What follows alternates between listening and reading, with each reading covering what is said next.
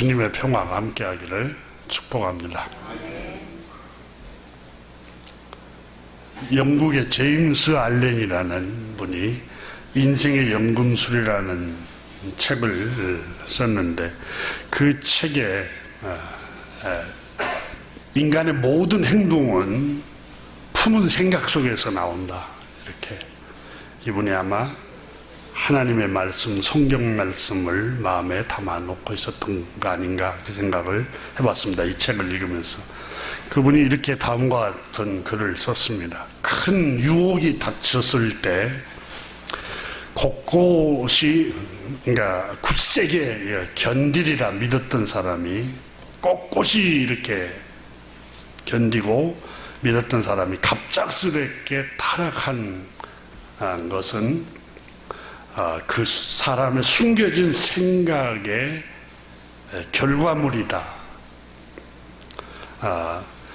결코 그것은 갑작스럽게 일어난 일이 아니고 우발적으로 보이지 않는다는 것입니다. 그러니까 마음에 품은 생각, 마음에 품고 있는 생각이 결국은 행동으로 나타난다는 겁니다. 네. 타락은, 그러니까 유혹에 넘어지고 타락한 것은 아마도 몇 년 전에 마음속에 품었던 생각의 결과이며, 이제 완성되어 밖으로 드러나는 것에 불과하다, 이랬습니다.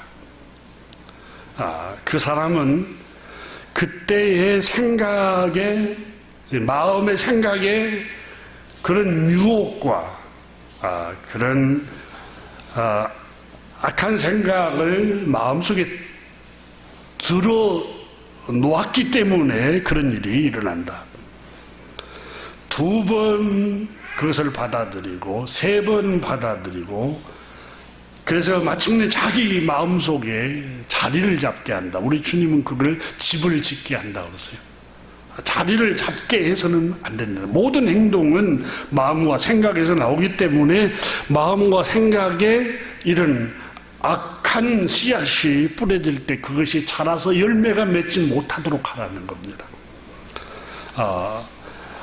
그것이 마음에 자리 잡게 되면은 이제는 익숙해지고 죄책감도 없어지고, 나중에는 그것이 애지중지하더니 마침내 좋아하게 되게 됩니다. 그렇게 된 생각이 점점 무르익어서 밖으로 터져나올 기회를 가질 힘을 얻게 된다는 것입니다. 행동은 품은 생각의 결과입니다. 인간의 마음은 정원과 같습니다. 그분은 그 책에서 그렇게 적었습니다. 가꾸지 않으면, 마음과 생각을 가꾸지 않으면 방치하는 정원과 같습니다. 어떤 경우라도 반드시 가꾸지 않으면 가라지가 자라게 됩니다. 그래서 만약 당신이 아름다운 꽃을 피어나기를 원한다면 정성을 들여서 마음의 정원을 가꾸십시오. 특히 착한 생각, 선한 뜻을 심고 유혹과 불순한 생각을 뿌리째 뽑는 일을 매일 하십시오. 이렇게 말을 했습니다. 여러분, 생각은 행동으로 나옵니다. 생각은 마음에 품은 생각이 행동으로 나와요. 성경에 봐도 시기심은 증오심을 불러일으키고 그 증오심은 마침내 살인으로 이어집니다.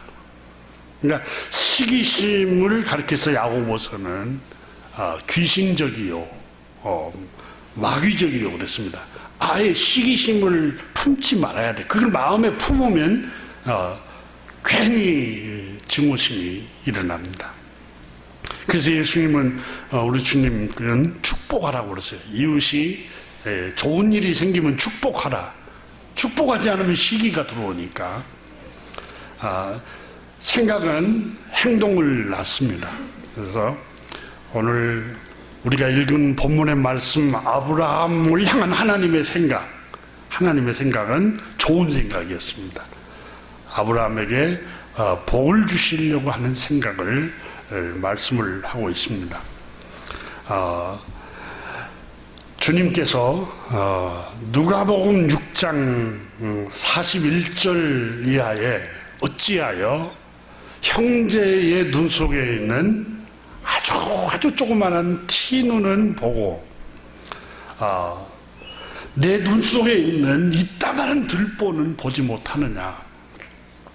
너는 내 눈 속에 있는 들보를 보지 못하면서 어찌하여 형제에게 말하기를 내 눈 속에 있는 티눈을 빼내라. 이렇게 할 수 있겠느냐.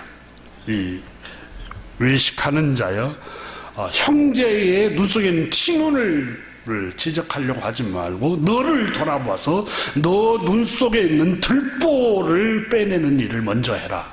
이렇게 말씀하시고, 그러면서 하신 말씀이 못된 열매 맺는 좋은 나무가 없고 좋은 열매 맺는 못된 나무가 없느니라.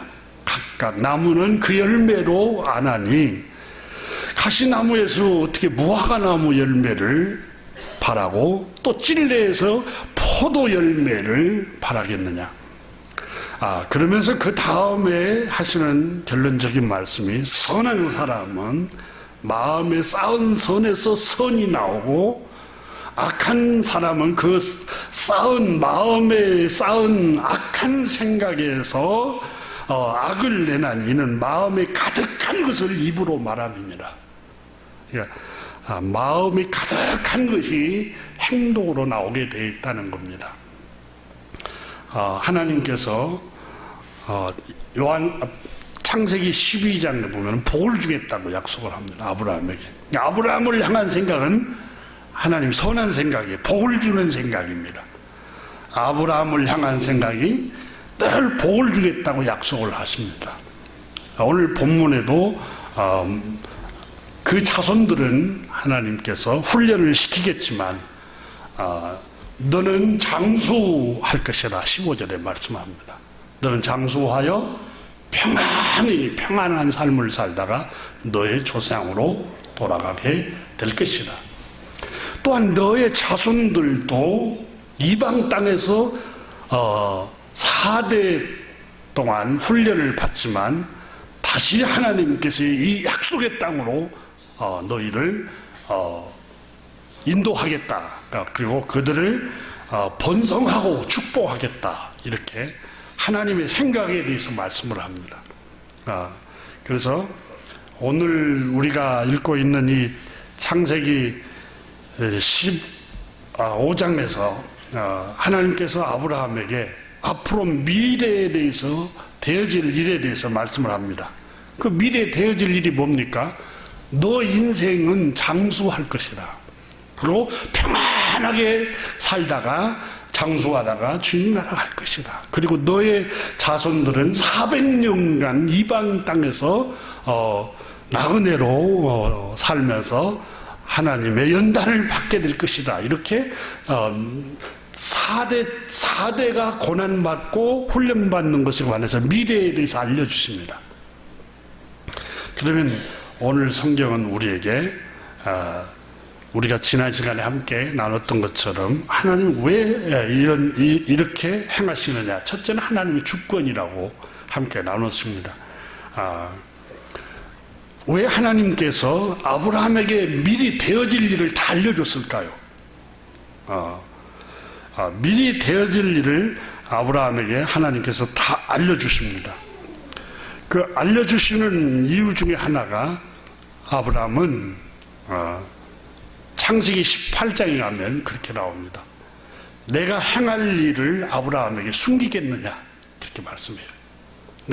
내가 앞으로 행할 일을 아브라함에게 숨기겠느냐. 아브라함에게 앞으로 되어질 일을 다 알려주셨다는 겁니다. 그러면 왜 아브라함에게는 하나님이 이렇게 앞으로 되어질 일을 알려줬을까요? 요한복음 15장에 보면은 주님께서 너희는 나의 친구라. 너희가 내 말대로 행하면 나의 친구라. 친구에게는 비밀이 없다고 그랬어요. 다 알려준다는 거예요. 그러니까 아브라함은 하나님의 친밀한 친구가 되었던 것입니다. 자, 오늘 성경에 우리가 한 가지 주목해야 할 말씀은 400년 동안 하나님의 백성들을 이방 땅에서 훈련을 시킵니다. 그건 하나님께서 성경에 첫째는 하나님의 주권이고 두 번째는 복을 주기 위해서 하나님 훈련을 시켰다는 겁니다. 성경은 하나님의 백성들의 고난에 대해서 성경은 이렇게 말합니다. 단련 또 훈련 이렇게 표현을 했습니다. 잠언 17장 3절에 보면은 도가니는 은을 풀무는 금을 연단하거니와 여호와는 마음을 괴롭힌다.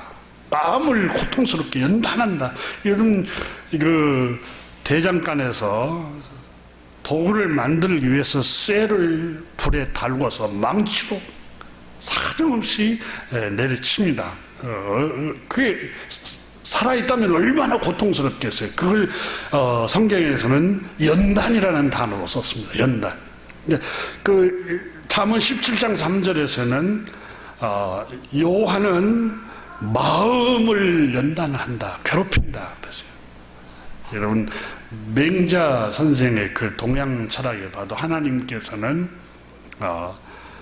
사명을 맡기기 위해서는 때때로 훈련을 시키는데 하늘에서 마음을 괴롭힌다고 했어요. 마음을 괴롭힌다. 이사야 48장 10절에도 보라 내가 너를 연단하였으나 이렇게 고난의 풀무에서 택했노라. 하나님의 백성들은 하나님께서 고난을 주시고 연단한다는 거. 아브라함 자손들에게 4대 동안 연단을 시켰다는 점을 성경이 오늘 우리에게 보여주고 있는데 왜 하나님은 그러면 우리에게 연단을 시키는가? 장래의 소망을 주려고 연단을 시킨다. 선지자 예레미야는 그렇게 우리에게 가르치고 있습니다. 오늘 본문에서 아브라함에게 왜 미래의 일, 앞으로 되어질 일을 아브라함에게만 보여주느냐? 여러분 롯은 소돔과 고모라 성이 망할 것을 몰랐어요. 근데 아브라함은 알았어요. 아브라함은 어떻게 압니까? 하나님께서 알려주신 거예요. 오늘 성경에 아브라함이 해 질 때에 12절에 보면은 깊은 잠이 들었다. 꿈으로 알려줬다고 나옵니다. 꿈에서 하나님께서 아브라함에게 알려줍니다. 근데 놀라운 것은 아브라함의 일생 살 동안 미래를 보여주고 그의 자손들이 어떻게 될 것인가에 대해서도 미래로 보여줍니다. 그러면 왜 아브라함에게는 보여주고 소돔과 고모라 성에 살고 있는 롯에게는 보여주지 않을까요? 우리가 지난 시간에 살폈죠. 하나님의 주권이라고. 또 하나는 하나님의 은혜입니다. 은혜. 뭐 이유가 없어요. 하나님의 은혜. 천지 만물을 창조하신 하나님이 은혜를 아브라함에게 베푸신 거예요. 그럼 은혜라는 말은 그리스 말로 카리스라는 말을 썼는데 이 단어는 호의를 베풀다. 자비를 베풀다. 불쌍히 여기다. 친절을 베풀다. 그리고 긍휼을 베풀다라는 뜻입니다. 그러니까 하나님이 아브라함을 긍휼히 여기신 거예요. 일방적으로 긍휼히 여기신 거예요. 하나님께서 400년 동안 이방 나라에서 너희 자손들이 노예 생활하며 압제를 당하고 고통을 당할 것이다. 그리고 거기서 훈련을 받고 해방을 받아서 이제 적과 꿀이 흐르는 땅에 들어가서 하나님을 경외하게 될 것이다. 이렇게 말씀을 합니다. 이렇게 아브라함에게 미래를 다 보여주신 것은 하나님이 그저 주시는 은혜예요. 다르게 설명할 수가 없어요. 우리 삶 자체도 은혜잖아요. 우리가 살아있는 것 자체가 은혜입니다. 은혜. 제가 말씀을 준비하다가 헬렌 켈러 그 자서전 읽었던 말씀을 이렇게 들춰보면서 사흘만 볼 수만 있다면, 나에게 사흘만 볼 수만 있다면 정말 절절하더라고요. 내가 사랑하는 나를 가르쳤던 설리번 선생님 얼굴 한번 보고 싶다. 그리고 내 친구들 얼굴도 한번 보고 싶고, 그리고 태양이 떠오르는 저 광대한 모습을 한 번만이라도 보고 싶다. 그래서 제가 그 읽었던 책을 이렇게 들추면서 보면서 한번 내가 눈을 감고 있어 봤어요. 눈을 감고 내 사랑하는 가족을 아무도 볼 수 없다고 생각하면서 손으로만 이렇게 만진다고만 생각해 봤어요. 정말 끔찍하고 상상이 안 가더라고요. 여러분 한번 집에 가서 한번 실험해 보세요. 한번 눈을 감고 여러분 사랑하는 남편, 아내, 자녀, 아들, 딸 모든 걸 볼 수 없다고 생각해 보세요. 근데 하나님 나에게 사흘만 볼 수만 있게 해준다면 얼마나 소원이었겠는데 얼마나 좋을까. 여러분 그는 그 산책을 하면서 나무를 만지면서도 그렇게 즐거워하잖아요. 촉감 때문에. 하나님 나에게 촉감을 주신 거 너무너무 감사하다고. 여러분 우리 삶이 은혜이지 않습니까? 생명이. 그렇잖아요. 볼 수 있다는 게 얼마나 은혜예요. 우리는 흔히 아침에 떠오르는 태양, 맨날 떠오르니까 귀한 줄도 몰라요. 그렇잖아요. 여러분 맨날 내 옆에서 안정되게 있는 아내, 남편, 자녀 너무너무 당연하니까 그게 은혜인 줄 몰라요. 은혜인 줄. 사람은 다 잃어버리고 나서야 그때야 은혜인 줄 알고. 이스라엘 백성들도 생각해 보세요. 자유를 잃어버리고 남의 나라에서 노예 생활을 하면서 자유가 얼마나 은혜인 줄 깨닫잖아요. 자유가 은혜인 줄 깨달아요. 그럼 배고픔에 처해보지 못한 사람은 일용할 양식이 얼마나 은혜인 줄을 알지를 못합니다. 그래서 우리 삶이 은혜입니다. 그러니까 우리가 들을 수 있다는 것, 볼 수 있다는 것, 얼마나 은혜인지 모릅니다. 시편 8편에 시편 기자가 이렇게 말했습니다. 이렇게 고백했습니다. 주 우리 하나님, 주 여호와여, 주의 이름이 온 땅에 어찌 그리 아름다운지, 어찌 그리 위엄이 넘치는지요. 저 하늘 높이까지 주의 위엄이 가득합니다. 저 푸른 하늘, 구름, 우주를 보면서 양을 치면서 이 시편 기자인 다윗이 하나님, 주의 이름이 온 땅에 어찌 그리 아름다운지요. 이렇게 보면서 이렇게 말합니다. 그러면서 주께서 손수 만드신 저 하늘과 별들을 내가 보니 기가 막힙니다. 당신의 솜씨, 당신의 위엄 놀랍습니다. 사람이 무엇이간데 주께서 이렇게까지 생각을 해주십니까? 사람의 아들이 무엇이기에 주께서 이렇게까지 돌봐주십니까? 주께서 손수 지으신 만물을 사람이 다스리게 하시고 모든 것을 사람 발 아래에 두셨습니다. 아마 이 양떼를 치고 소떼를 치고 낙타떼를 치면서 이 목동이 그랬겠죠. 생각을 했겠죠. 주께서 손수로 지으신 만물을 여러분 낙타가 시킨 대로 내가 할 수 있는 그런 피조물이 될 수도 있는데, 하나님 주께서 손수 지으신 만물을 사람이 다스리게 하시니 정말 주님의 은혜는 놀랍습니다. 시편 8편 7절 이하의 크고 작은 온갖 집에 있는 짐승과 동물들, 들짐승까지도 하늘에서 나는 새나 바다에서 노는 물고기와 물길을 따라 움직이는 모든 것을 사람이 다스리게 하셨나이다. 주 우리 하나님, 주의 이름이 온 땅에서 어찌 그리 위엄이 있으신지요. 주님, 사람이 누구 가는데 이렇게 존귀하게 은혜를 베푸십니까? 실제로 이사야 64장의 선지자 이사야는 우리는 다 부정한 자 같아서 우리의 은은 다 더러운 옷과 같으며 우리는 다 잎사귀 같이 시들잖아요. 이 젊은 청년 때처럼 어린아이 때처럼 피부가 곱고 팽팽하지 않잖아요. 여러분 중년기 이후가 되면 시들어가요. 점점 피부도 시들어가고 머리도 다 이렇게 시들어갑니다.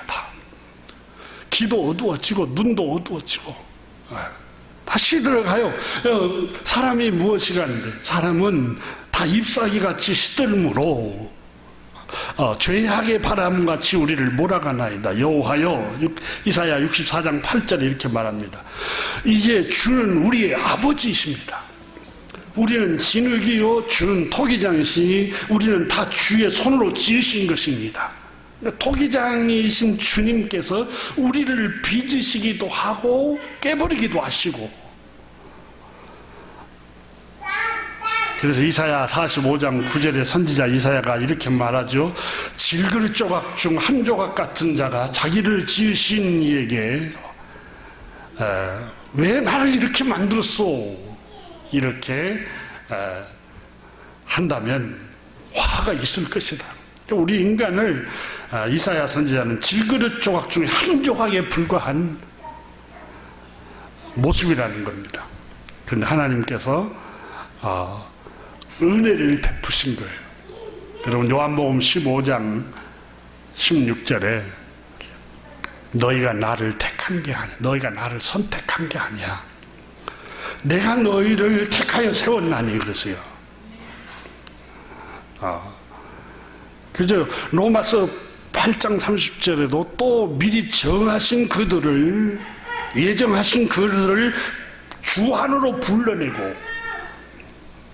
불러내신 그들을 믿음으로, 의로운 행위가 없는데 예수 그리스도의 그 피를 믿음으로 의롭다고 그냥 칭해 주시고, 이게 바로 하나님이 우리에게 베푸신 은혜라는 겁니다. 너희가 나를 택한 게 아니요. 여러분, 우리가 경건한 생활을 하고 악하고 음란한 삶 속에서 방탕하지 않는 것은 내가 도덕적이고 내가 윤리적이어서 그런 게 아닙니다.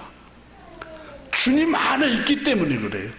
근데 주님만으로 내가 들어온 게 아니라 너희가 나를 택한 것이 아니라 내가 너희를 택하여 세웠나니, 주님이 성령님을 통해서 우리 마음을 감동시켜서 주 안으로 불러낸 거예요. 이것도 은혜라는 겁니다.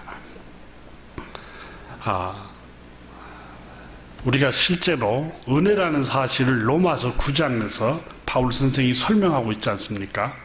이삭을 예를 들면서 이삭에게 리브가를 통해서 두 아들이 배었는데, 하나는 에서고 하나는 야곱.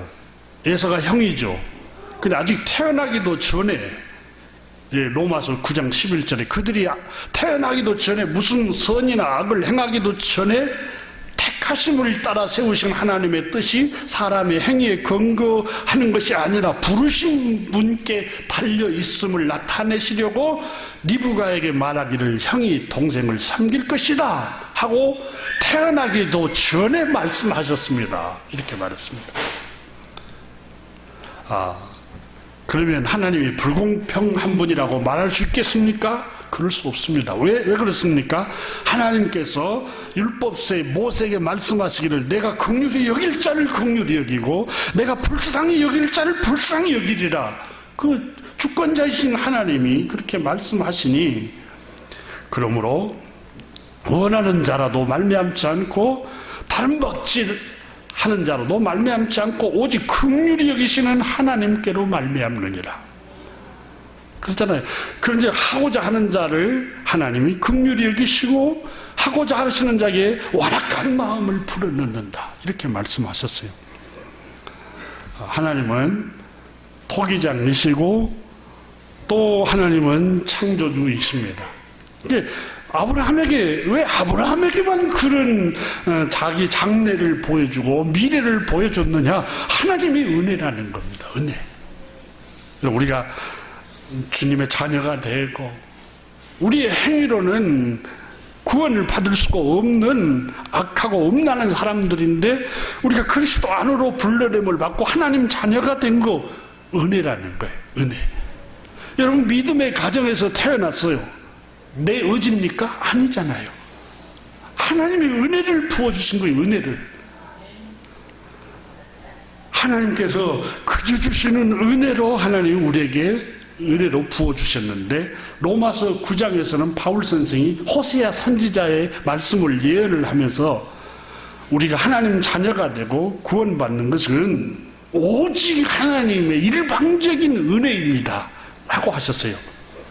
호세아서에 내 백성이 아닌 백성을 내 백성이라고 하겠다.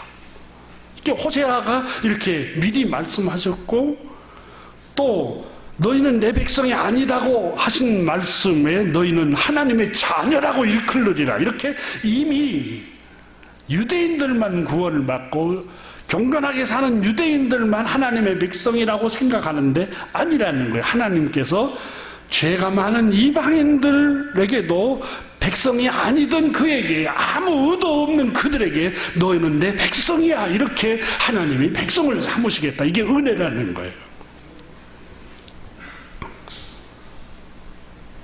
아브라함은 우리가 잘 아는 것처럼 갈대아 우르에서 불러냄을 받았습니다. 갈대아 우르는 저 이라크의 저 밑에 쪽에 유브라데스강 제일 끝에 쪽 밑에 쪽에 있는 우상을 섬기는 동네였습니다. 달신을 섬겼어요. 1월 성신을 섬기는 곳이에요. 성경 그 고대 그 지역에는 달신을 섬기고 태양신을 섬기고 여러분 에스겔서에 나오잖아요. 태양신도 섬기고 그 우상을 섬기는 곳에 살고 있었어요. 그러니까 본래 이스라엘 민족이 아브라함 때부터서 크게 번성해서 이스라엘 민족이 됐지만 본래 아브라함은 이방 사람이에요. 갈대아 우르 사람이에요. 이라크에 있는 저 갈대아 우르에서 이방인들이 1월 성신을 섬기고 악하고 음란한 신을 섬기는 사람들이었어요.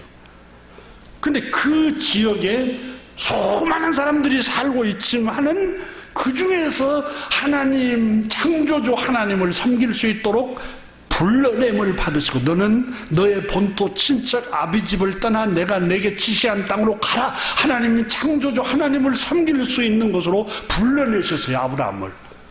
근데 거기에 많은 사람이 살고 있었어요. 자기 동생도 살고 있었고 자기 친척도 살고 있었는데 아브라함을 불러냈어요. 이게 왜 그럴까요? 아브라함이 무슨 의로움이 있었어요? 그렇지 않아요. 우리가 17장에 이제 16장에 가면은 아브라함이 자기 아내가 있는데 또 다른 아내를 들여오잖아요. 자기 아내 사라의 여종을 또 첩으로 들이잖아요. 부도덕한 사람이에요. 이렇게 말하면 윤리적으로. 근데 아브라함에게 하나님이 그런 은혜를 왜 주셨을까요? 하나님께서 아브라함을 사랑하시고 아브라함을 불쌍히 여기신 긍휼하심이에요. 우리가 주님 자녀로 선택을 받고 또 부르시고 의롭다함을 받은 것은 하나님의 그저 주시는 은혜입니다.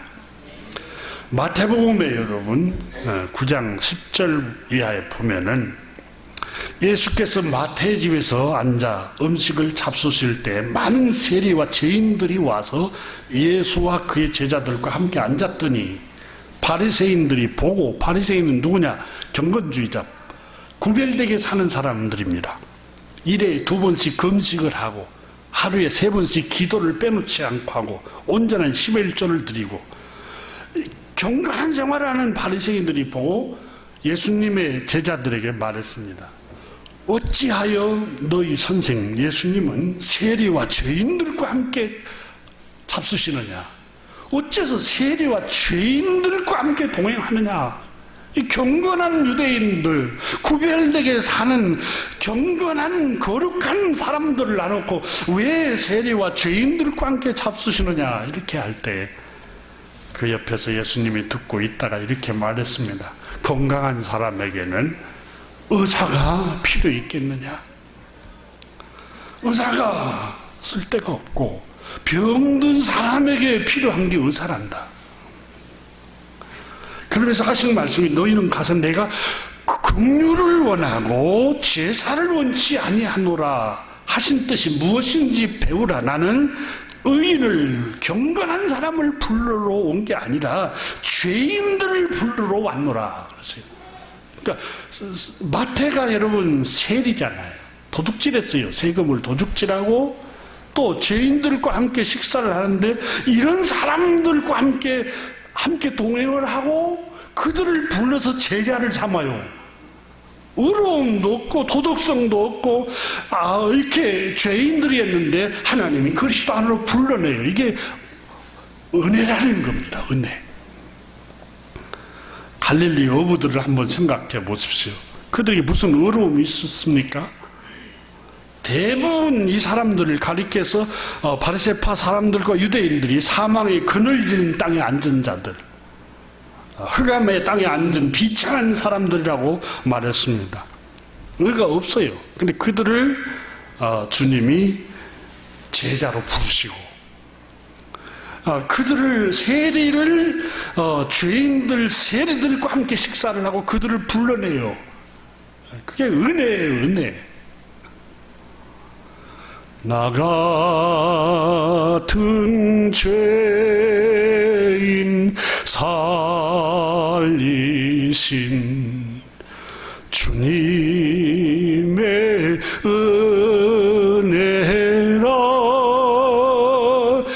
나 같은 죄인을 주 안으로 불러낸 건 나의 무슨 의로움이 있는 게 하나님의 은혜라는 거예요.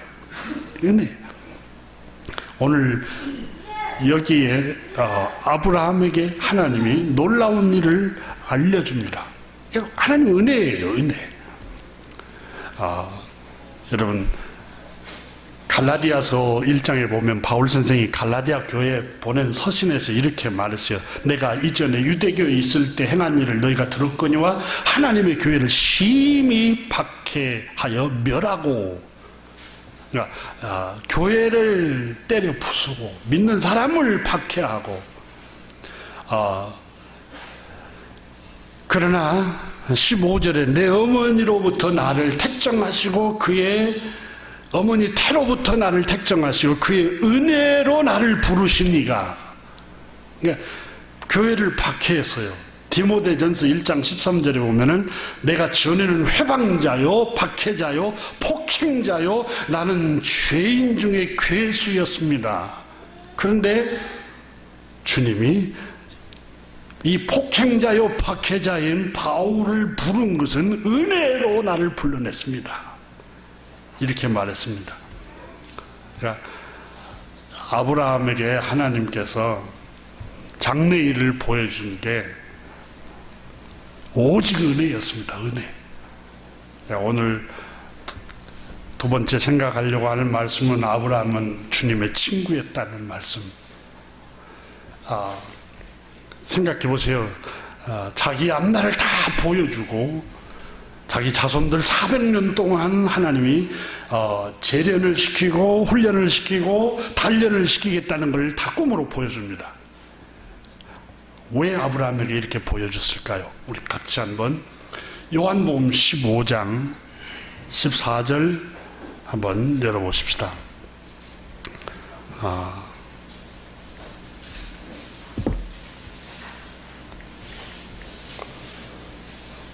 요한복음 15장 14절에 보면은 너희는 내가 명한 대로 행하면 곧 나의 친구라. 그리고 이 15절에 이렇게 말합니다. 이제부터는 너희를 종이라 하지 아니하리니 종은 주인이 하는 것을 알지 못합니다. 그러니까 주인하고 종 관계는 하나님이 알려주지 않는데, 너희를 친구라 하였노니 내가 내 아버지께 들은 것을 다 너희에게 알게 하였습니다. 그러니까 아버지께서 들은 것을 너희에게 다 알려준 것은 너희는 나의 친구이기 때문이다. 창세기 18장 17절에 다시 돌아가 보면, 여호와께서 가라사대 나의 하려는 것을 아브라함에게 숨기겠느냐 이렇게 말씀하세요. 창세기 18장 17절에 내가 행하려고 하는 것, 내가 앞으로 하나님이 계획하고 계시고 행하시려고 하는 것을 창세기 18장 17절에 여호와께서 가라사대 나의 하려는 것을 아브라함에게 숨기겠느냐, 아브라함에게는 알려주겠다는 거예요. 그러면 왜 아브라함에게 하나님이 알려주십니까? 첫째는 은혜예요. 둘째는 아브라함은 하나님의 친구예요. 근데 아까 요한복음 15장에 보면은 너희 어떤 사람이 나의 친구라 했어요? 너희가 내 말대로 행하면 나의 친구라 그랬어요. 아브라함은 실수도 했지만 창세기 12장에 보면은 너의 본토 친척 아비집을 떠나라니까 그대로 순종하잖아요. 그래서 창세기 12장 4절 이하에 아브라함은 여호와의 말씀을 쫓아갔고 이렇게 나와요. 여러분 한번 12장을 한번 보십시오. 참 놀라운 말씀.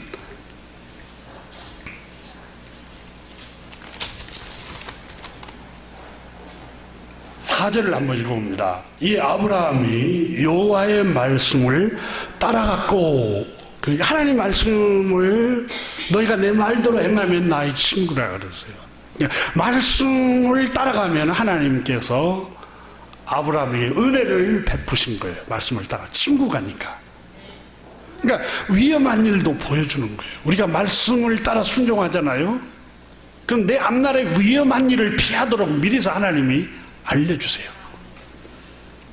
그리고 내 앞날도 하나님 보여주시기도 하고. 아마 여러분 중에는 틀림없이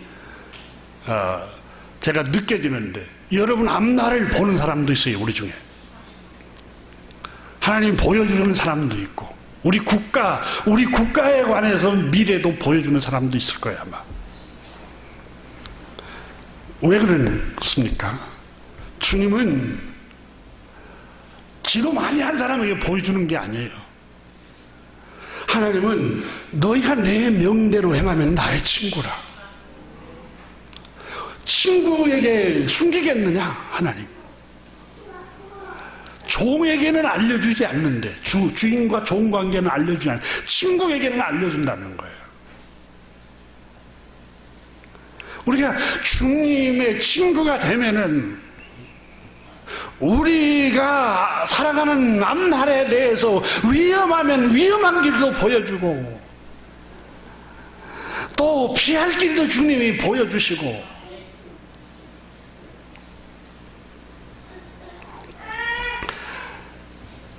창세기 18장에 큰 여름, 무더운 여름과 같은 날이었습니다. 상수리나무 그늘 아래서 아브라함이 쉬고 있었습니다. 근데 저 멀리서 세 사람이 아브라함에게 상수리나무에 그 근처에 천막을 치고 있는 때에 아브라함에게 다가오는 것이 보였습니다. 너무 땀을 뻘뻘 흘리고 그런 모습을 아마 보았던 것 같습니다. 그래서 아브라함이 가까이 오니까 여보시오, 손님네들 너무 지치고 무더운데 그냥 당신들이 괜찮다면 여기 잠깐 쉬었다 가시오. 내가 시원한 냉수를 또 올 테니까 물도 한 사발 마시고 또 발 씻을 물도 갖다 드리리라. 나무 그늘 밑에서 좀 쉬고 계십시오. 그리고 떡도 가져올 테니 잡수시고 피곤을 푸신 뒤에 길을 떠나십시오. 이 세 사람은 지금 소돔성을 향해 가고 있었습니다. 소돔성. 그러니까 하나님의 명령을 받아서 소돔성을 멸하기 위해서 소돔성이 어느 정도 도대체 타락했는가. 그 소돔성을 멸하기 위해서 소돔성을 향해서 가고 있다가 소돔성을 하나님께서 멸망시켜 버리겠다고 계획을 하고 계시고 그런 일을 행하시려고 하기 전에 하나님의 친구가 되는 아브라함 집에 들린 거예요. 천사들이. 그리고 아브라함에게 소돔성을 내가 멸할 것이다. 이거 얘기해 주려고 미리. 그래서 너의 조카 롯이 거기에 살고 있는데 그 위험하니까 그 장소를 떠나라고 해라. 이거 알려주기 위해서 온 거예요. 그러니까 아브라함은 우리가 성경을 보면서 아브라함 실수도 했지만 아브라함은 하나님의 말씀을 따라간 사람이라는 거예요. 확실한 거예요. 왜? 너희가 내 말대로 행하면 내 친구라. 내 친구에게 내가 행할 일을 숨기겠느냐? 그러면서 창세기 18장에 우리가 이미 살폈습니다마는 18장 17절에 여호와께서 가라사대 창조주 하나님 말씀하시되 나의 하려는 것을 아브라함에게 숨기겠느냐?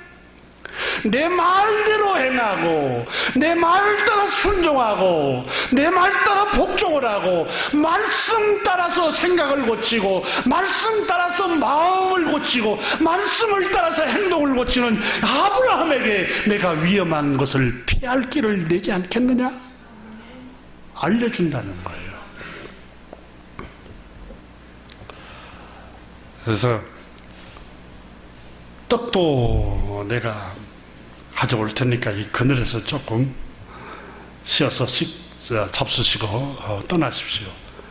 그리고 자기 그 집으로 들어가서 사라에게 아내에게 여보, 나그네들 세 사람이 이 무더운 여위에 더위에 지쳐서 지나고 있는데 내가 상수리 나무 밑에 잠깐 쉬고 있으라 했어.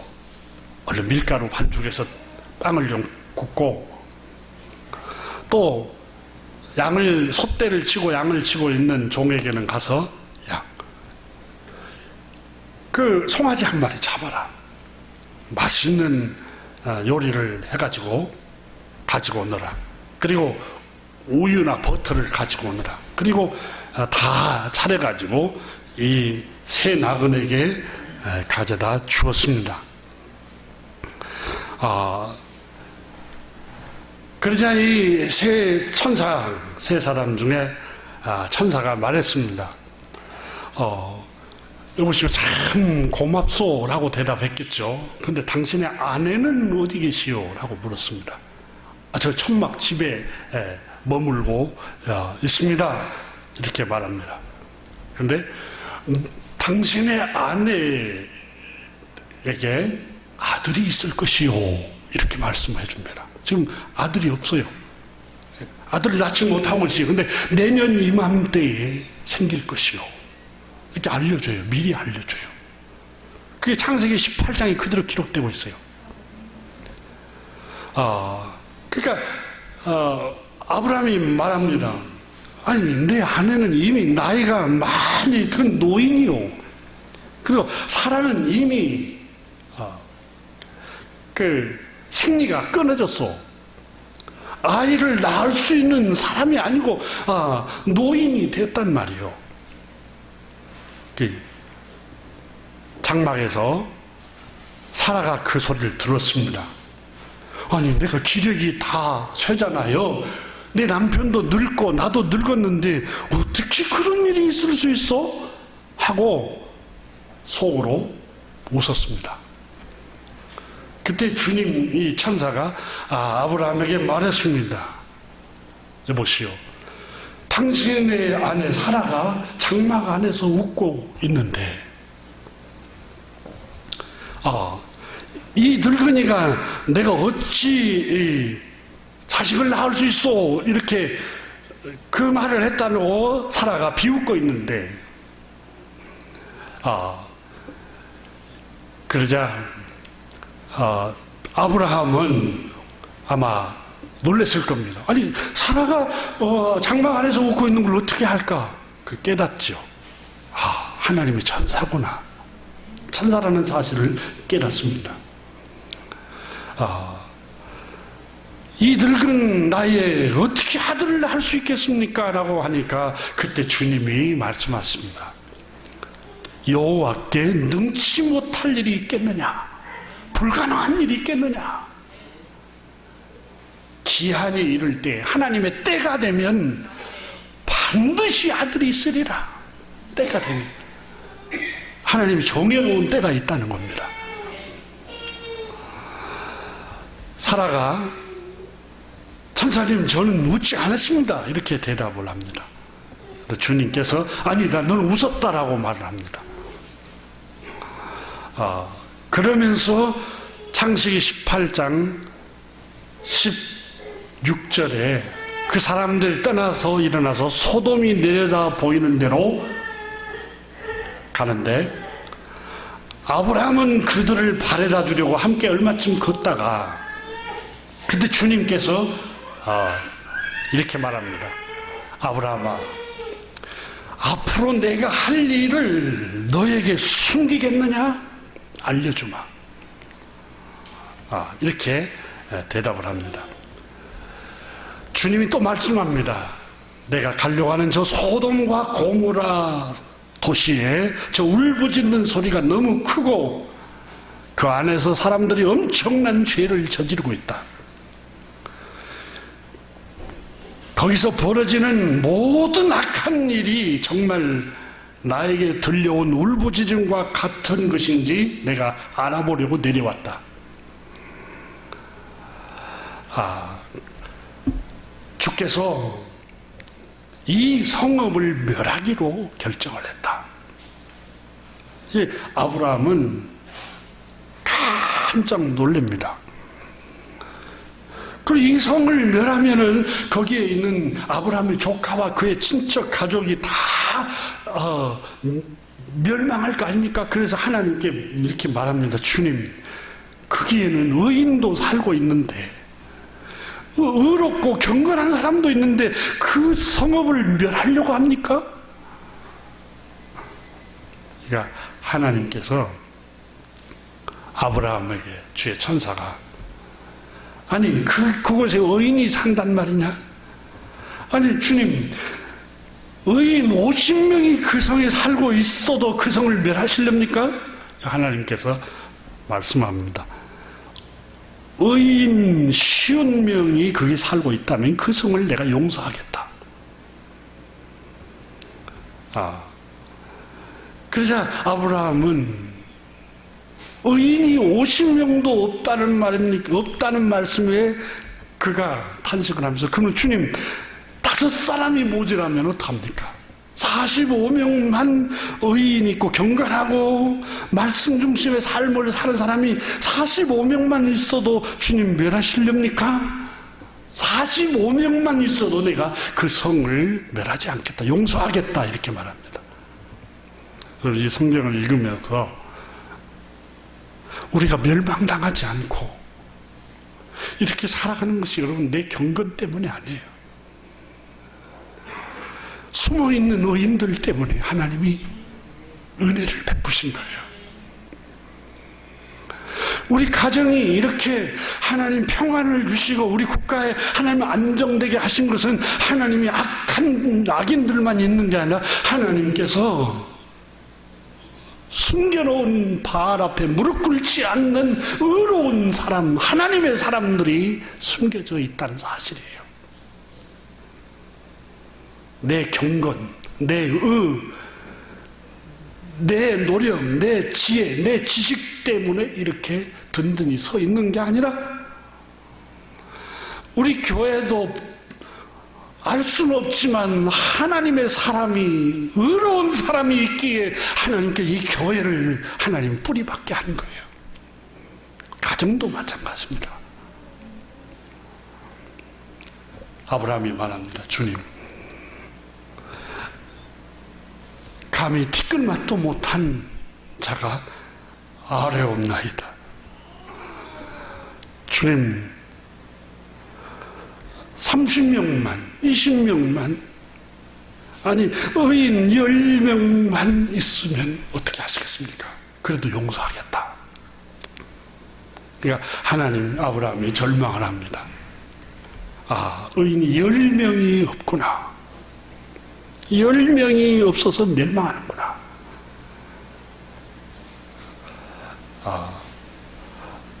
하나님께서 아브라함에게 말씀합니다. 이 성읍을 내가 멸할 테니까 조카 롯을 거기에서 탈출하라고 말하라고 알려준 사실을 18장에서 기록하고 있습니다. 그리고 18장 33절에 아브라함에게 말씀합니다. 내년 봄 새싹이 돋을 무렵에 내가 틀림없이 너에게 찾아올 것이다. 내 아내 사라에게 아들이 있을 것이다. 이렇게 알려줍니다. 사랑하는 교우 여러분, 왜 하나님께서 아브라함에게 그런 은혜를 베푸셨을까요? 위험한 일을 알려주고 되어질 일을 알려주고 안전한 길로 인도하셨을까요? 아브라함은 하나님의 친구가 되었습니다. 누가 하나님의 친구입니까? 내 명대로 행하면 곧 나의 친구라. 그러면 우리가 십계명을 지키고 규례를 지키고 할례를 행하고 무슨 기도를 쉬지 않고 했고 그 계명을 지켰지 않습니까? 근데 요한복음 15장 14절 이하에 너희가 내 명대로 행하면 곧 나의 친구라 그랬어요. 근데 요한복음 15장 하나님의 명이 뭡니까? 예수님의 명령이 뭡니까? 요한복음 15장을 보면은 내 이웃을 내 몸처럼 사랑하라. 이것이 나의 명이다. 교회 여러분, 사람에게 긍휼을 베풀고 자비를 베풀고 친절을 베풀고 끊임없이 사람을 사랑하는 사람들에게는 하나님께서 위험한 일을 미리 보여줍니다. 그러니까 우리가 말하는 종교적인 어떤 계율을 지키는 게 아니라 요한복음 15장에 다시 한번 마지막으로 한번 보시면서 주님의 명령대로 하면은 우리가 안전하다는 걸 알려주는데 그 15장에서 가르치고 있는 말씀이 14절에 너희가 내가 명하는 대로 행하면 곧 나의 친구라 이렇게 말씀하셨어요. 그러면 그 말씀은 12절부터 이어진 건데 12절 보세요. 내 계명은 곧 내 명령은 곧 내가 너희를 사랑같이 너희도 서로 사랑하라. 교회 여러분, 우리가 사람을 불쌍히 여기고 긍휼히 여기고 서로 사랑하고 친절을 베풀고 이러면 하나님이 우리의 앞날을 안전하게 지켜주시고 우리의 친구로 삼으셔서 우리를 적과 꿀이 흐르는 땅으로 인도할 것입니다. 기도하겠습니다. 하나님 아버지 감사드립니다. 오늘 저희들이 주님 너무도 어마어마한 일, 자손들이 400년간 저 이방 땅에서 훈련을 받게 될 것이다. 하지만 너는 장수하게 될 것이고 평안을 누리다가 너희 조상에게로 돌아갈 것이요, 너의 조카 저 소돔성이 멸망할 것을 미리 행하시기 전에 하나님께서 아브라함에게 알려주시고 사라에게 미리 아들이 있을 것이라고 또 알려주시고 소망을 잃어버릴 때마다 미래를 보여주시고 위험할 때마다 안전한 길로 인도하신 하나님 아버지, 아브라함이 주님의 친구가 되었듯이 우리가 주님의 친구가 되게 하여 주옵소서. 주님 말씀에 순종하는 사람들 되게 하옵소서. 우리 서로 사랑하는 마음 주옵소서. 우리 주 예수 그리스도 이름으로 축복하며 기도드립니다. 아멘.